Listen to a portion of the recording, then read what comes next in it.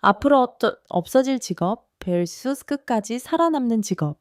여러분은 혹시 이런 생각 해보신 적 있으신가요? 지금 하는 일이 10년 뒤에도 괜찮을까? 우리 아이 직업은 미래에도 안전할까? 요즘은 진짜 세상이 너무 빠르게 변하고 있습니다.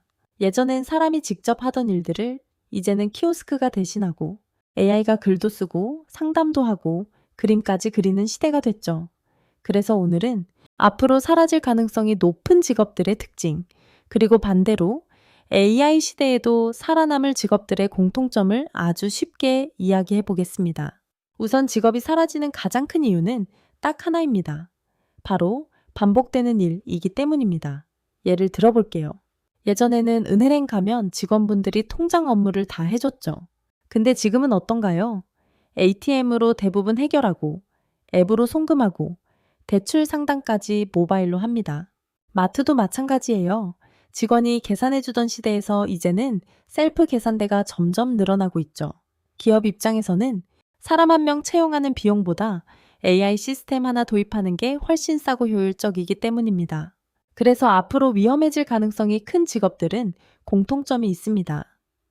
첫 번째는 정해진 매뉴얼대로 반복하는 일입니다.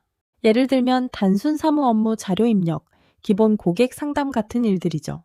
왜냐하면 AI는 실수도 적고 24시간 쉬지 않고 일할 수 있으니까요.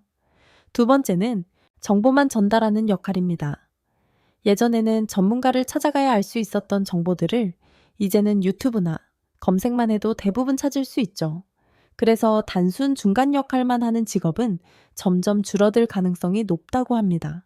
그렇다면 반대로 앞으로도 살아남을 직업은 어떤 특징이 있을까요? 첫 번째는 사람을 직접 상대하는 일입니다.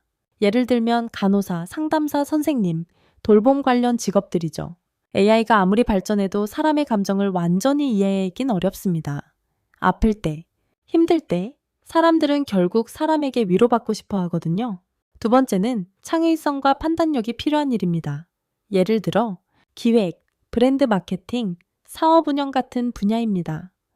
AI가 자료를 정리해 줄 순 있어도 어떤 방향이 맞는지 최종 결정하는 건 결국 사람이 해야 합니다. 특히 앞으로는 AI를 잘 활용하는 사람이 오히려 더 강력한 경쟁력을 가지게 될 가능성이 큽니다. 그리고 앞으로 정말 중요해질 건 개인 브랜드입니다. 같은 정보를 말해도 누가 말하느냐에 따라 사람들의 반응은 완전히 달라집니다. 그래서 유튜브, SNS, 자기 전문성을 꾸준히 쌓는 사람들이 점점 강해지는 시대가 올 가능성이 큽니다.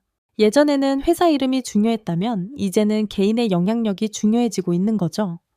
사실 많은 부모님들이 요즘 가장 걱정하는 게 이겁니다. 우리 아이는 어떤 직업을 준비해야 할까? 근데 이제는 직업 하나만 바라보는 시대가 아니라 계속 배우고 적응하는 능력이 훨씬 중요해지고 있습니다. 세상이 너무 빨리 변하기 때문이죠. 사실 우리는 이미 과거에도 비슷한 변화를 겪었습니다. 1990년대만 해도 전화교환원이라는 직업이 있었습니다. 수많은 사람들이 전화선을 연결해주는 일을 했죠. 그런데 자동교환기가 도입되면서 그 직업은 순식간에 사라졌습니다. 당시 실직한 사람들은 절망했지만 지금 돌아보면 그 이후에 훨씬 더 많은 IT 관련 직업이 생겨났습니다. 역사를 보면 기술 발전은 항상 일자리를 없애면서도 동시에 새로운 일자리를 만들어냈습니다.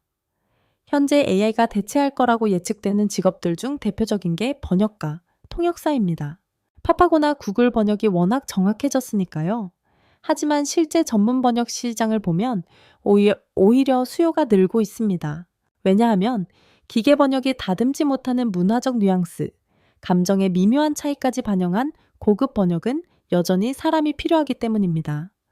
저가 단순 번역은 사라질지 몰라도 진정한 전문성 있는 직업은 오히려 가치가 올라갑니다. 같은 맥락에서 법률 관련 직업도 살펴볼 필요가 있습니다. 예전에는 변호사가 모든 서류 작업과 판례 검색을 직접 했습니다. 지금은 AI가 법률 문서를 초안 작성하고 판례를 순식간에 찾아줍니다. 하지만 그 결과를 해석하고 의뢰인의 상황에 맞게 전략을 세우는 일은 여전히 변호사의 몫입니다. 단순 업무는 AI가 대체했지만 그 덕분에 변호사는 더 중요한 판단에 집중할 수 있게 된 겁니다. 여기서 중요한 교훈이 있습니다.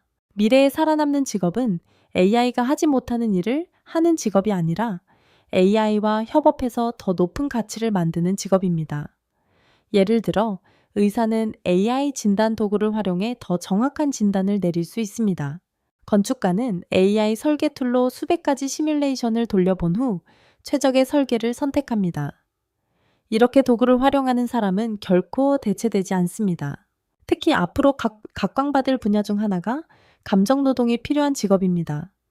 장례지도사, 심리상담사, 사회복지사 같은 직업들은 기계가 절대 따라올 수 없는 인간만의 공감 능력이 필요합니다.